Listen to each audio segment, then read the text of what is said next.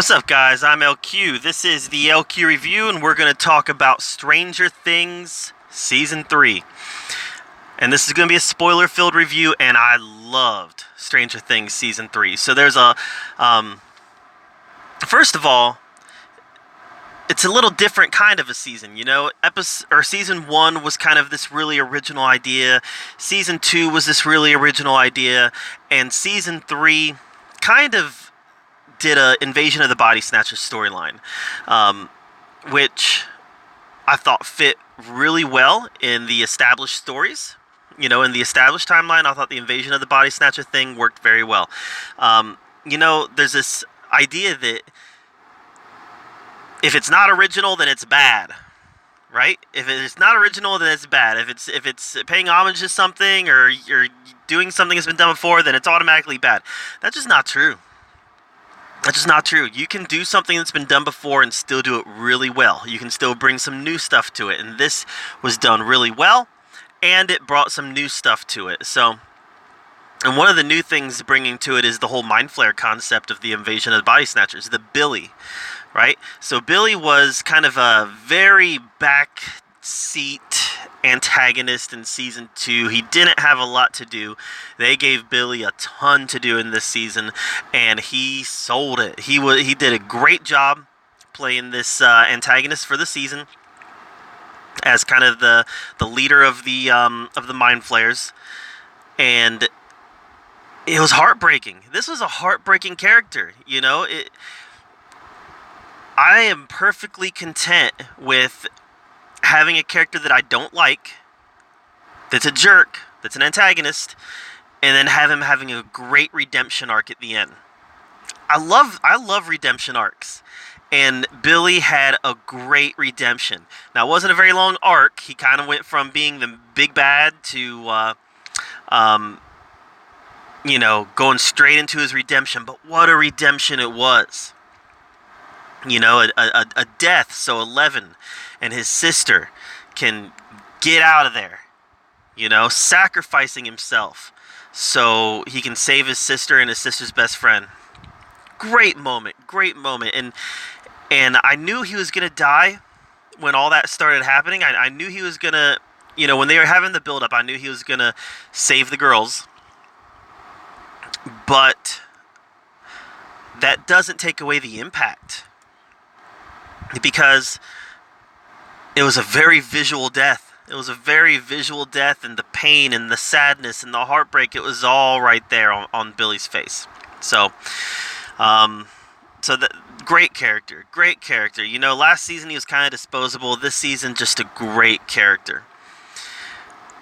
But this is still a show that's about the boys. Well, about the kids. You know, we got some girls in the group now. We got 11, we got Max, we've got even Erica to some extent. So, we do have, a mixed group of kids now, even Robin. So we do have a mixed group of kids now, and it's still a show that's about the kids. And it's all the stronger for it. You know, we've had since the beginning, we've had the Goonies vibe, the Monster Squad vibe, you know, the 80s Kids in Peril movie. You know, there's a lot of them in the 80s, Kids in Peril. And this definitely had that kind of vibe. So, you know, Mike didn't have as much to do this season. He kind of took a bit of a backseat, kind of acted as just Elle's love interest, and he did a lot of pining this season. Lucas had a lot more to do with his relationship with Max. Max was one of the standouts for me this season. She was a great character. Her friendship with Eleven felt very genuine. Their dialogue all felt very genuine, and it just felt very believable. Will's one of those characters. He didn't have a lot to do. You know, he still has that connection to the Mind Flayer, and that played into it a lot. But you know, didn't have a lot to do as far as Will's concerned. I felt that Will and Mike were probably the two underwritten characters, especially Mike, considering the size of role that he's had in the past 2 seasons. Couple characters that I didn't care for. I didn't care for Jonathan and Nancy's early arc in this. You know, the whole story that they're chasing down. Whenever they were on screen, I was kind of bored, to be honest with you, which is a shame because Nancy was one of my favorite characters in the previous 2 seasons. But the Nancy and Jonathan storyline just kind of bored me a little bit until they met up with the rest of the group. Once they met up with the rest of the group, I was like, yes, especially when Nancy grabs that gun. You know, she can handle a gun. So all that was really good, but the early part of their story I wasn't really into. I don't always find their relationship to be very authentic and genuine either. Some of it feels kind of forced by the writers. Now they even mention having shared trauma at the end, and yeah, I see that, but I don't know. It's not my favorite couple, and in this season it wasn't my favorite storyline. Now my favorite couple. Maybe my second favorite couple. I don't know. They aren't really a couple, though. Is Steve and Robin. Again, not a couple, but they are friends. And they played into that this season, you know?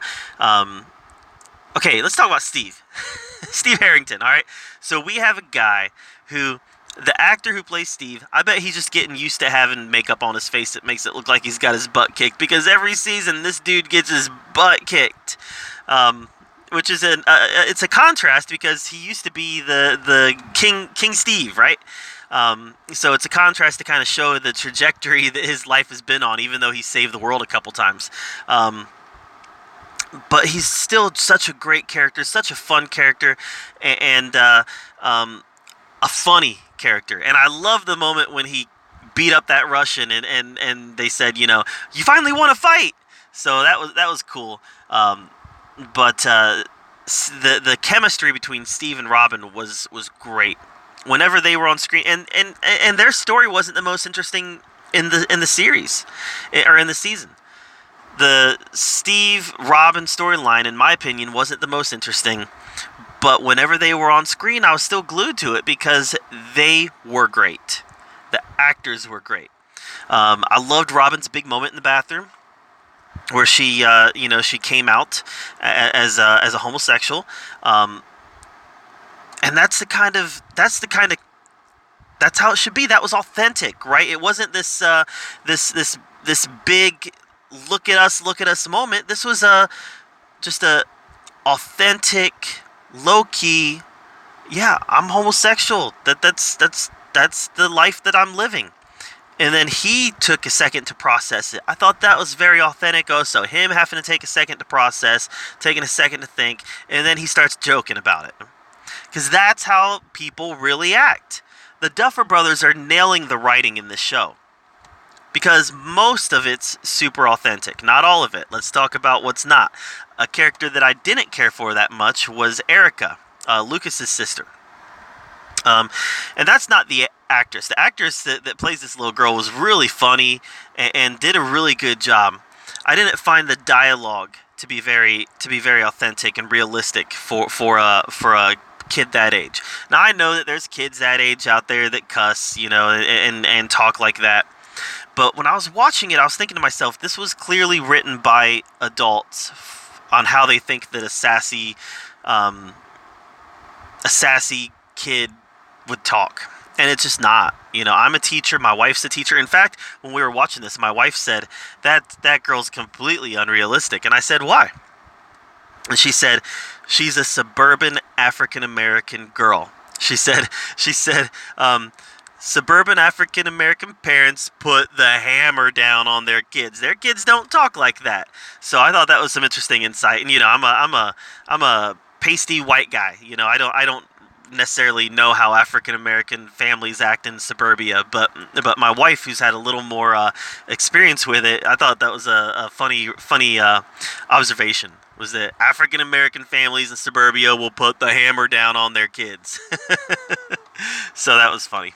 But so I didn't find Erica to be very believable. She was funny, and she did add some comic relief, but as far as the writing goes, where the Duffer Brothers are on point 99% of the time, that was one of the 1% that I didn't feel that they were on point. This was a character that was kind of there to deliver laughs, realism be damned.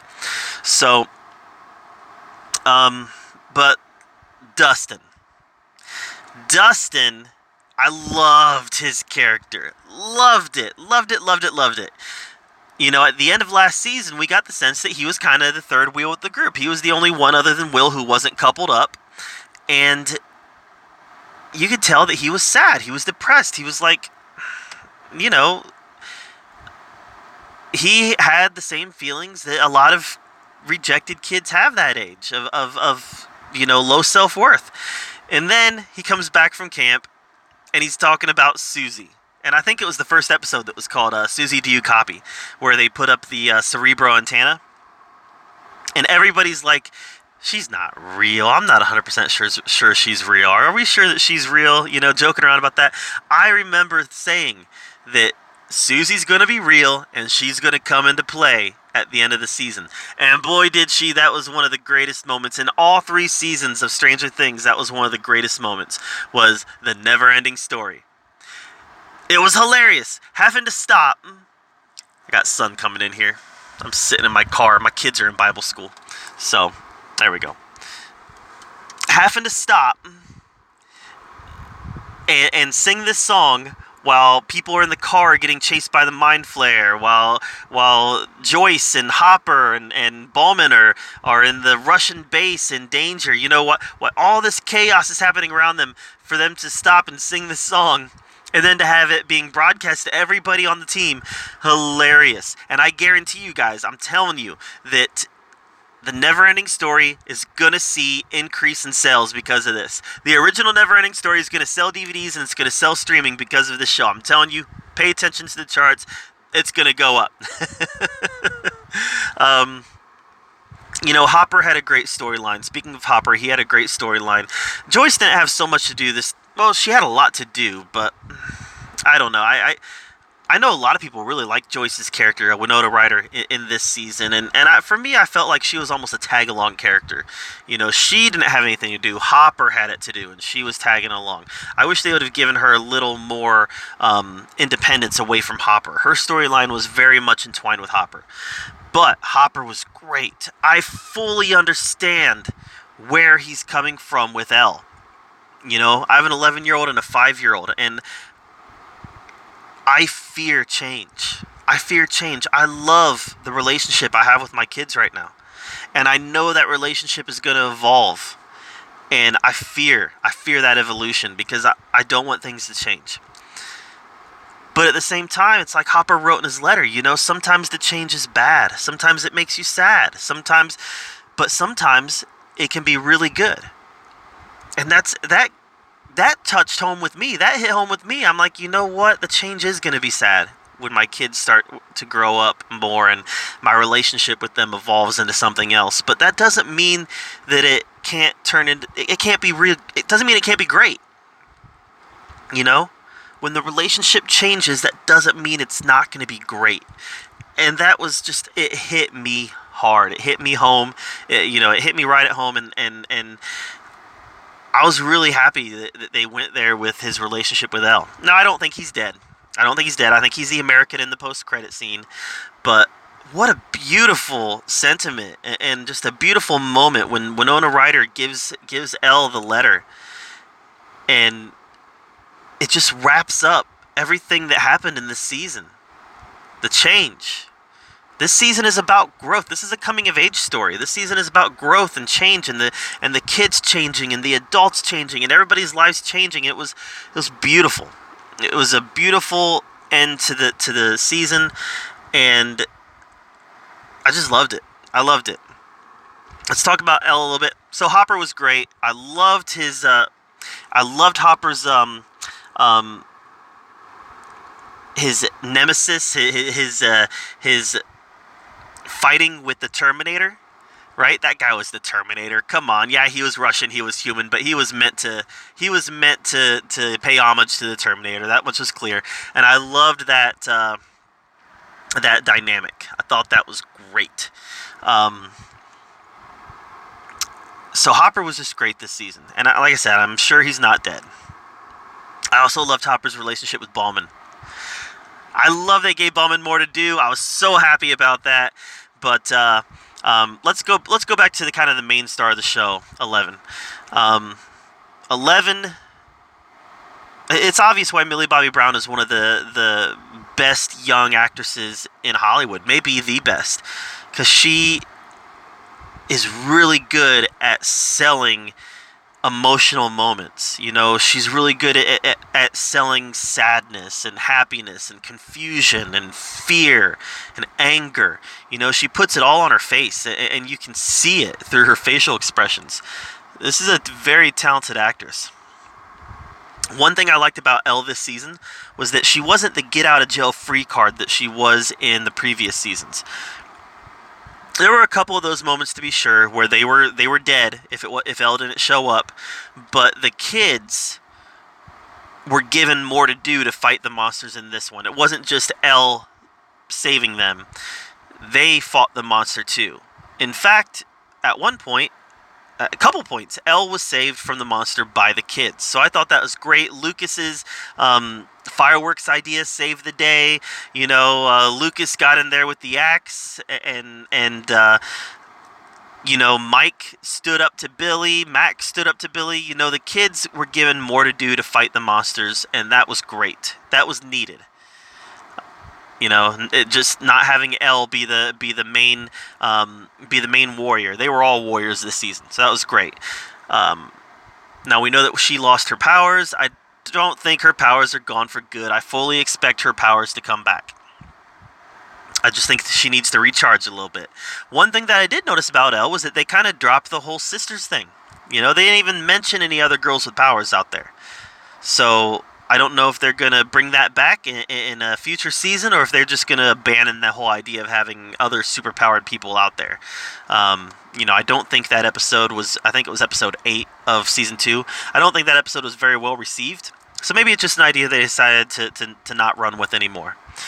But either way, Elle was fantastic. Millie Bobby Brown was fantastic. This was a great season of television. Just great. I know a lot of people have been saying, well, it was a little derivative. It was, you know, of the Body Snatchers. It hit a lot of the same beats as previous seasons. Like I said, if you do it good, that doesn't matter. And this did it good. This did it effective. So I loved this season. I'd still say the first one is my favorite season. And then probably season 3 and then season 2. That's how I would rank the Stranger Things right now. So that's my thoughts on Stranger Things Season 3. What did you think of Stranger Things Season 3? Let me know in the comments down below. Make sure you subscribe to my channel. And as always, thank you for being here at the LQ Review, where we talk about all the geeky, nerdy stuff that we love to talk about. And until next time, we'll see you later.